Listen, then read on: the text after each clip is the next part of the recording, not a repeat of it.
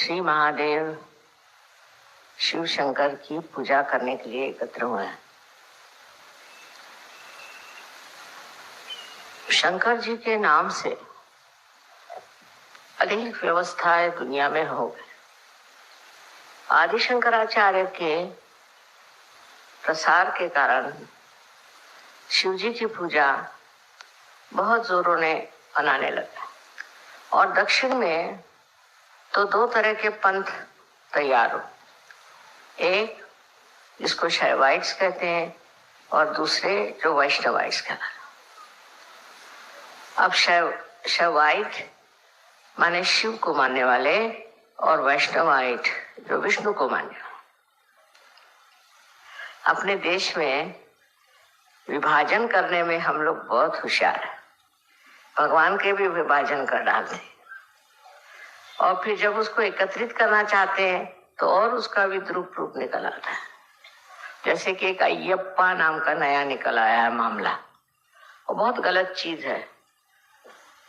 और उसमें ये दिखाया है कि विष्णु जी ने जब मोहिनी रूप धारण किया तो उनसे एक बच्चा पैदा हुआ शिव जी से। ऐसे कहीं हो सकता है क्या?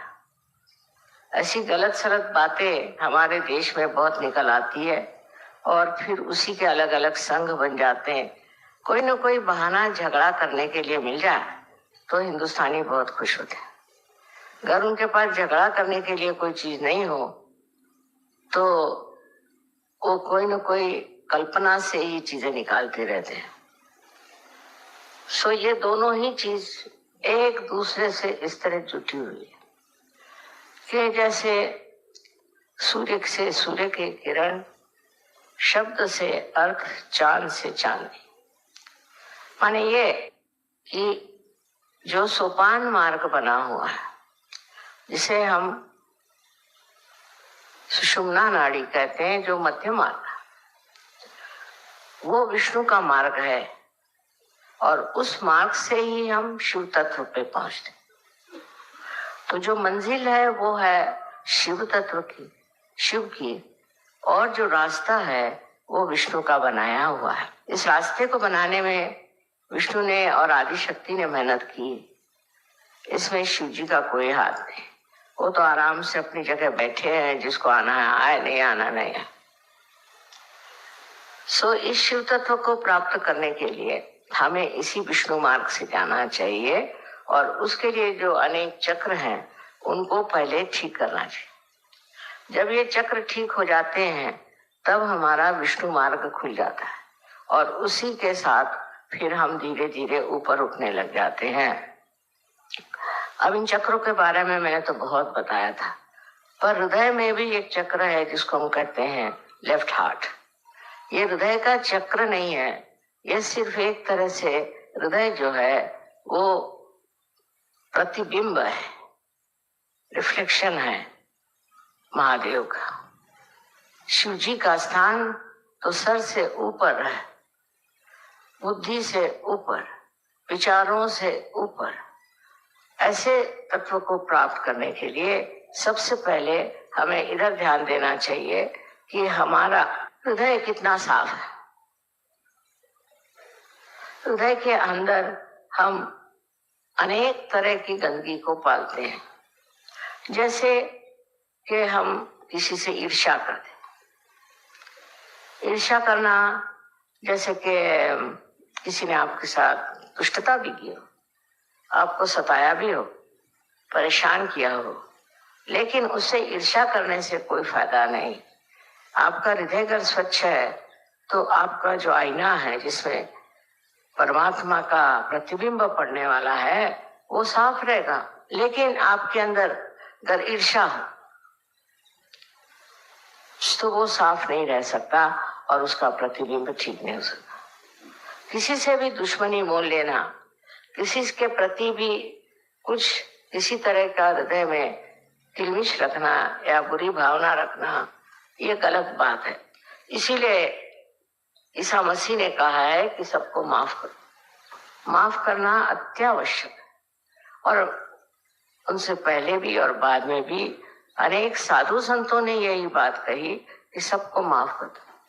जैसे ही आप माफ कर देते हैं वैसे ही महादेव ऐसी चीजों को अपने हाथ में ले लेते हैं। सबसे जो सूक्ष्म शक्ति है वो महादेव की शक्ति, और वो उसको फिर पूरी तरह से दंडित करते हैं, उसको पूरी तरह से पनिश करते हैं। ये महादेव जी का कार्य है, आपका नहीं। और इसलिए आप ईर्ष्या किसी से करना बहुत बुरी बात। पर सहयोग में भी मैं देखती हूँ कि ईर्ष्या बहुत, सहयोगियों को एक दूसरे से ईर्ष्या हो जाएंगे। अब किसी को ट्रस्टी बना दिया, दूसरे को नहीं बनाया, तो इसको ईर्ष्या हो जाए। उसमें ट्रस्टी वस्टी में कुछ राम नहीं है, तो आप लोग जानते हैं सब झूठी बातें। माने ये ढकोसला बनाया हुआ है, एक माया जाल फैलाया हुआ है, पर उसमें भी लोगों का दिमाग खराब हो जाता है। और दिमाग किसी का खराब होता है और दिल किसी का खराब होता है। अब मैं क्या करूं, मेरी खुद समझ नहीं आता है कि इतना बड़ा कार्य इतने देशों में चल रहा है, तो कोई न कोई एक आदमी से ही तो संबंधित हो सकता है। हालांकि अब धीरे धीरे मामले साफ हो रहे हैं, पर तो भी आपको हैरानी होगी कि अब भी इसकी बड़ी चर्चा होती है, कौन लीडर है, कौन क्या। दूसरी बात, हमारे लिए एक हिंदुस्तानियों के लिए एक वरदान को कि ईर्ष्या जो है वो पैसों के मामले में हो जाती है। सहयोग में भी पैसों के मामले में बड़ी ईर्ष्या है। किसी के पास ज्यादा पैसा है, किसी के पास कम पैसा है। और सहयोग के कार्य करते वक्त भी लोग देखते हैं कि कितना पैसा किसको मिलता है, कौन कितना पैसा देता है। जिसका हृदय पैसे में उलझ गया वो सहयोग के काम के आदमी, जिसका हृदय पैसे में उलझ गया वो सहयोग के काम के आदमी नहीं, क्योंकि उनके हृदय पे जड़वाद, मटेरियलिज्म छाया हुआ। किसी भी तरह के जड़वाद से अगर आप ग्रसित हैं तो आपका उद्धार होना बड़ा कठिन है। ये अपने देश की विशेषता है, परदेश में इतना नहीं देखा मैंने, पर यहाँ इसकी विशेषता है। सबसे हम सोचेंगे कि रशिया में और ईस्टर्न ब्लॉक में पैसा कम है, पर उनको बिल्कुल परवाह नहीं है, वो पैसे की बात ही नहीं सोचते। हृदय इतना स्वच्छ है, इतना स्वच्छ हृदय है, और बड़े स्वच्छ हृदय से ही भक्ति हो सकती। हम लोग तो जब प्रार्थना करते हैं तब भी हाथ पैर धोते हैं, नहाते हैं, पर हृदय का स्नान होकर के अगर हम प्रभु से ये कहें कि हमारे अंदर की ये जो गंदगियां है इसको तुम हटाओ और हमें स्वच्छ करो, तो ज्यादा अच्छा होगा। तीसरी बात जो हमारे यहाँ अंदर है, जो षड रिपु जिसे कहते हैं, क्रोध को कृष्ण ने बहुत जोर दिया है कि क्रोध सबसे खराब चीज, क्रोध से ही सब चीज आती है। एक बार आदमी क्रोध करता है फिर उसको सम्मोह हो जाता है, वो फिर सोचता है कि मैंने क्यों कहा, नहीं कहना चाहिए था, ये नहीं वो नहीं, पर वो आपे में नहीं रहता। जब उसे क्रोध आता है, क्रोध में वो आपे में नहीं रहता, आपे से बाहर हो जाता है, और जो मुंह में आए सो बकता है, उसका कोई अर्थ नहीं। या इतने दिन की जो मैल अपने हृदय में समाये हुए हैं वो उसके मुख से निकलती है। इस क्रोध को बचाना चाहिए। ये किस लिए क्रोध आता है, इधर का चित्त दिया जाए कि हम क्यों क्रोध करते हैं। फिर कुछ लोग हैं वो व्यक्ति मात्र से करते हैं, कोई एक समाज मात्र से करता है। इस तरह से अनेक तरह से लोग क्रोध को करते हैं। ये क्रोध हमें अंदर क्यों आता है, किस लिए हम क्रोधित होते हैं, ये सोचना चाहिए। बहुत से लोगों ने मुझसे कहा कि माँ अगर आपके खिलाफ कोई कहता है तो हमें बड़ा क्रोध आता है। मुझे तो हंसी आती, अगर कोई मेरे विरोध में कहता तो सच कहती हूँ मुझे हंसी आती, क्योंकि इसमें कोई अर्थ ही नहीं मेरे विरोध में कहने की। ऐसी कौन सी बात है, मैं तो प्यार करने जा रही हूँ और मेरे विरोध में बोल रहे तो अब करेंगे। पर किसी किसी की बुद्धि टेढ़ी होती है तो उस पर दया करनी चाहिए, उसको सोचना चाहिए कि इतना महामूर्ख है ये।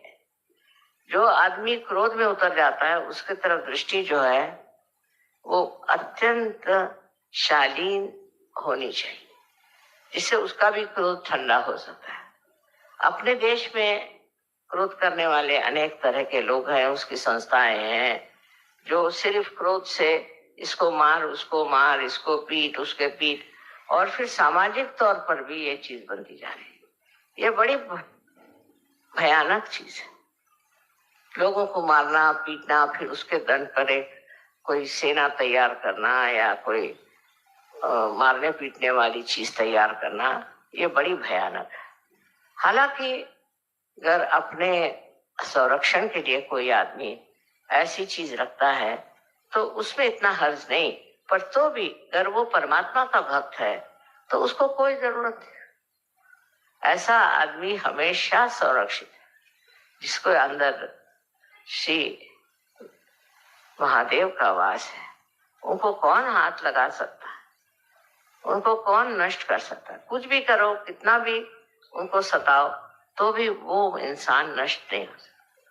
लेकिन जो उनको सताएंगे वही नष्ट हो जाएंगे। जब इस बात का पूर्ण विश्वास आपके अंदर हो जाए कि जो आपको सता रहे हैं वही नष्ट हो जाएंगे, अपना दिल, अपना हृदय आप एकदम स्वच्छ रखें। स्वच्छ हृदय में ही ये कार्य हो सकता है, क्योंकि शिव का स्थान हमारे अंदर प्रतिबिंब रूप है, और जो आईना स्वच्छ होता है उसी में उसका प्रतिबिंब पड़ता है। शिव जी का क्रोध एक ही बार होने वाला है, और होता है एक बार, ऐसा लोग कहते हैं, पर मैंने अनेक बार उनको क्रोधित होते देखा, क्योंकि उनका अधिकार है, उनका अधिकार है क्रोध करने का। अगर कोई आदिशक्ति के विरोध में कार्य करता है तो शिव जी का हाथ बड़ा लंबा है, कुछ भी करो वो मानते नहीं हो, ठिकाना ही कर देते हैं, क्योंकि वो जानते हैं कि आदिशक्ति जो है वो तो कुछ नहीं करेगी, वो तो किसी को दंडित नहीं करेगी, वो सबको माफ कर देगी। तब उनका हाथ इतना लंबा है कि जिसकी कोई हद नहीं, और जब वो हाथ चलता है तो फिर कोई नहीं रोक सकता। उनसे आगे कौन बोले? उनके आगे भी मर्यादाएं हैं जिसको आप उठा नहीं सकते, बढ़ा नहीं सकते। इस तरह से आपको समझना चाहिए कि अपने वैयक्तिक जीवन में सहयोग में आपको शिव जी का ही अनुसरण करना है, क्योंकि नहीं करोगे तो पहले चीज है हार्ट की बीमारी हो जाए। ये पहली चीज है, हार्ट की बीमारी हो जाए। इसमें दो तरह से खेल होता है, एक तो अति क्रोध से हार्ट पकड़ जाता है, और दूसरा है कि क्रोध के बाद पश्चाताप हो तो आपके अंजाइना की बीमारी हो जाती है। इस प्रकार दोनों ही चीजें बेकार है, पर कहने से क्रोध नहीं जाता। ये तो एक शराब जैसी चीज है, आदत हो जाती क्रोध करने की, उसी में मजा आता है, बस मुंह फूलने लग जाएगा और गुस्सा आने लग जाएगा, आप उसको कंट्रोल नहीं कर पाए। तो मैंने ये सोचा कि अगर शीशे के सामने बैठ के आप क्रोध करें अपने ऊपर, अपने को दो चार सुनाएं और शीशे के सामने बैठ के ये कहें कि मेरे जैसा महामूर्ख कोई नहीं, तब ये क्रोध शायद ठंडा हो जाए। ये भी मैं शायद ही कह रही हूँ, क्योंकि कभी कभी ये समस्याएं इतनी उलझी होती हैं कि उसको सुलझाना बहुत मुश्किल। आगे चल के देखा गया है कि जितना हम किसी चीज ध्यान देते हैं और उस चीज के ऊपर हम जिसको कहते हैं रिएक्ट करते हैं, किसी ने कुछ कहा फौरन रिएक्शन होगा। ये प्रथा ज्यादा विदेश में, जैसे अब ये कारपेट बिछा, फौरन कह देंगे कि आई don't like it, I like it. ये कौन होते हैं आप कहने वाले? हर एक चीज को आजकल की फैशन है, I like it, I don't like it. हर एक आदमी जैसे कोई बड़ा भारी चिकित्सक है जो कहेगा कि मुझे पसंद है, मुझे पसंद है। ये कहना ही नहीं चाहिए, ये कहना ही आपके आज्ञा का लक्षण है कि आप अपने को समझते क्या है कि आप उसको कहते हैं ये मुझे पसंद है, ये मुझे पसंद है। कोई भी चीज को पसंद ना पसंद करने का आपको कोई अधिकार नहीं। किसी बेचारे ने बढ़िया तरीके से, समझ लीजिए, आपके लिए फूल दिया तो आप कहेंगे साहब मुझे ये फूल पसंद है। उसके पीछे छिपी हुई उसकी भावना को आप इसलिए नहीं समझ पाते कि आपके अंदर शिव तत्व नहीं। एक छोटी सी भी चीज हो, अगर किसी ने गरीब ने आपको दी है तो उसको आप अगर उसकी भावना को पीछे समझ नहीं पाते, किस प्रेम से वो चीज लाए, इसके लिए हमारे यहाँ सुदामा का उदाहरण दिखाया गया है कि वो एक कुरमुरे लेके पहुंचे थे उनके पास में, और उनका कितना मान श्री कृष्ण ने किया।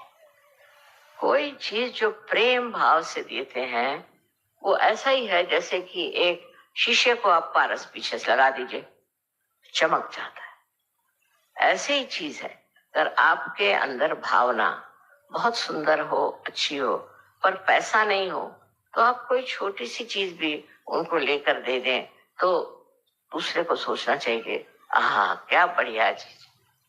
किंतु इस भावना से मनुष्य के अंदर एक सूक्ष्म दृष्टि प्राप्त होती है, जिसको कहना चाहिए कलात्मक, जिसमें कला का प्रादुर्भाव होता है, से कला दिखाई देती है। तो आप समझते हैं कितनी कलात्मक चीज है। ये कला है प्रेम की कला, ये प्रेम की कला है। इस कला से आप देख सकते हैं कि इस मनुष्य में कितना प्यार है, कितना मोहब्बती है, कितना प्रेम करने वाला है, कितना सज्जन है, कितना अच्छा है। जब आप ये चीज देखना शुरू करेंगे तब आपकी नजर अपने ऊपर जाएगी और आप ये सोचेंगे कि मैं क्या हूं, मुझ में इतना प्यार है, मुझ में ये सज्जनता है, मुझ में ये अच्छाइयां हैं कि मैं ऊपरी जबानी जमा खर्च करता हूं और लोगों को भुलावे में डालता हूं। वास्तविकता हम अपने ही को भुलावे में डालते हैं। जब हम गलत काम कर रहे हैं, गलत तरीके से रह रहे हैं, जब हमारे जीवन में पूरी तरह की गलत धारणाएं बनी हुई हैं, तो हम किसी को भी सुख नहीं दे सकते और अपने को तो बिल्कुल ही नहीं दे सकते। इसलिए स्वार्थ के दृष्टि से भी, स्वार्थ शब्द बड़ा सुंदर है, स्व का अर्थ जानना चाहिए। स्व माने आत्मा, उसका आप अर्थ जानिए। अर्थ जानने के लिए शिव जी की पूजा लोग करते हैं, पर मैंने देखा कि शिव जी की पूजा करने वाले लोग बड़े गुस्से वाले, बड़े क्रोधी, बड़े कंजूस और न जाने क्या क्या होते हैं। शिव जी जैसे दाता कोई नहीं, शिव जी जैसे प्रेम करने वाले, जो ये प्यार का स्रोत है, जो आज बह रहा है, ये शिव जी के चरणों की लीला है। उन्हीं के वजह से ये कार्य हो रहा है कि मनुष्य प्यार में डूबा जा रहा है। सहयोग के बाद, सहयोग के बाद जब आप की स्थिति वो हो जाती है तो आप जीवात्मा कहना चाहिए, या आपके अटेंशन जो है, चित्त जो है, वो शिव जी के चरणों में लीन हो जाता है। और शिव जी के चरणों में लीन होते ही क्या होता है कि आपके अंदर जो पंच तत्व के गुण हैं वो भी बिल्कुल सूक्ष्म हो जाते हैं। मैंने आप लोगों से पहले 4 तत्वों के बारे में बताया था, पर 5वां तत्व जिसे कि ईथर कहते हैं अंग्रेजी में, उसके बारे में नहीं बताया, अपने आकाश कहते हैं।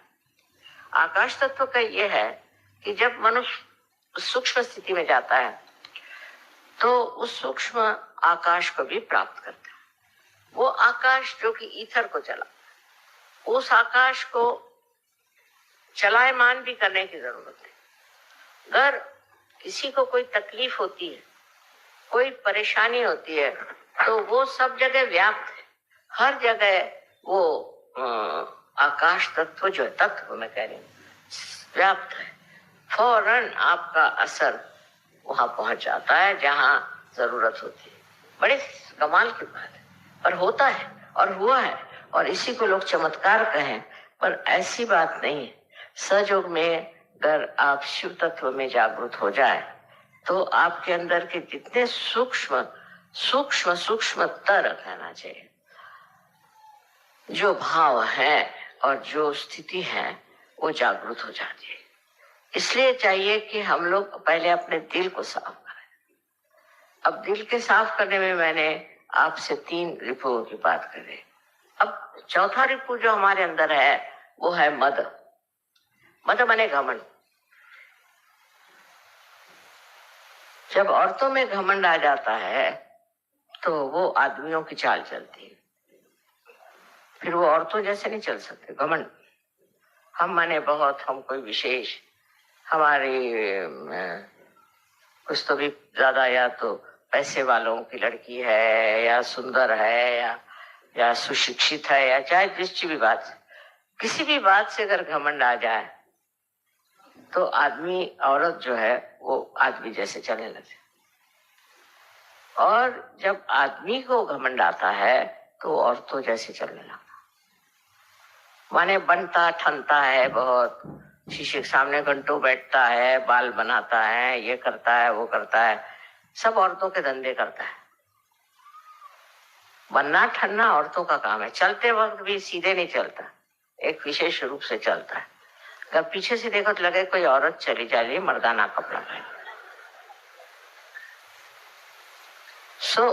जब आदमी के अंदर ये चढ़ जाता है मद, तो कहते हैं ना मद मस्त हुए, तो मद मस्त हुए तो डोलने लग जाते हाथी के जैसे। उनके सारा ही ढंग अलग अलग हो जाता है। वो बात करेंगे तो, बात नहीं करेंगे तो, बैठेंगे तो, हर चीज में ये दिखाई देता है कि इनके कोई ना कोई घमंड है। अब समझ में नहीं आता कि किस चीज का घमंड इनको चढ़ा हुआ है, कौन सी चीज से अपने को विशेष समझ रहा है।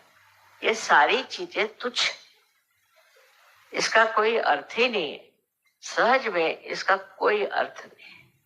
और इसलिए ऐसी चीजों में विश्वास कर लेना कि हम कोई विशेष हैं, तो आप शेष ही रह जाते, विशेष नहीं रह जाते, शेष रह जाते। मतलब ये है कि अपने बारे में कोई सी भी ऐसी कल्पना कर लेना कि हम बड़े रईस हैं या हम बड़े हैं। अब तो गरीबों को भी घमंड हो गया, दलितों को भी घमंड हो गया। समझ नहीं आता, जो भी हो वो हम है, इस तरह से लोग बातें करते। आप स्वयं साक्षात क्या है? एक ईश्वर भक्त, परमात्मा को मानने वाले सजोगी। आपको इस तरह से अपने बारे में सोच लेना, आनंद से परे होना, क्योंकि शिव शक्ति जो है वो आनंद विभोर मनुष्य को करती। मनुष्य आनंद में मस्त होने के लिए शिव की भक्ति करता है। पर मैं देखती हूँ कि अधिकतर शिव भक्त जो होते हैं बड़े सड़ियल लोग होते हैं, उससे कोई बात भी नहीं कर सकता। फायदा क्या? शिव की भक्ति करते हो जो नटराज साक्षात सारे कला का प्रादुर्भाव करने वाले, जो अत्यंत आनंदी और आनंद के स्वरूप हैं, उनके आगे ये शिव भक्त, इनको शिव भक्त कैसा कहा जाए? गले में इतना बड़ा बड़ा लिंग लटकाते हैं जिससे हार्ट अटैक आता है। उसकी क्या जरूरत है? आप स्वयं साक्षात लिंग स्वरूप होइए। वो न होते हुए वो जो कार्य करते हैं कि हम शिव भक्त हैं, लगे लड़ने शिव भक्ति करके, और उसके अलग अलग मार्क्स हैं। अगर शिव भक्त होगा तो ऐसे ऐसे लगाएगा, और अगर विष्णु भक्त होगा वो ऐसे लगाएगा। अरे भाई, इसका क्या अर्थ है? ऐसे लगाने का अर्थ है मैं तो ऊर्ध्वगामी है। ठीक है, आप ऊपर चढ़ रहे हैं ऊर्ध्वगामी, और पहुंच करके आप शांत। दोनों ही लगाना चाहिए, और नहीं तो लगाओ ही मत। इसका कोई अर्थ होना चाहिए कि जिस चीज को प्राप्त करने जा रहे हैं उसका ये सोपान मार्ग है, इस रास्ते से आप गुजर रहे हैं। इसमें एक एक गंदी चीजों को छोड़ते जाना है। दूसरों को भला बुरा कहने से पहले अपने को भला बुरा कहना सीखिए। मैं ऐसी हूं, मैं वैसी हूं, अपने को कहिए। जब आप अपने को कहना शुरू करेंगे तो आप देखिए कि सारे भूत भाग जाएंगे, क्योंकि ये सारे भूत हमने इकट्ठे किए हैं खुद ही सोच सोच के अपने आज्ञा से, अपनी आज्ञा बढ़ते गए, उससे भूत इकट्ठे होते गए, दिमागी जमा खर्च हो गया, और आदमी बहुत क्लेशदायी दुखदायी हो जाता है, और वो दुखदायी उसको भी दुखदायी करता है। आप किसी को दुख देकर सुख नहीं पा सकते। उसका जरूर असर आना चाहिए, चाहे आप पत्थर हो, पर उसका असर आता है, और उसका असर यही आता है कि आदमी बड़ा दुखी हो जाता है। ये तो एक माँ की बात है कि वो आपके सुख की बात करे, आपको जिससे सुख मिले, जिससे आपको संतोष मिले, जिससे आपको शांति मिले, जिससे आपको प्यार मिले, और दुनिया में एक आप सज्जन इंसान हो। ये एक तो माँ का तरीका है, पर शिव का ये तरीका है ना।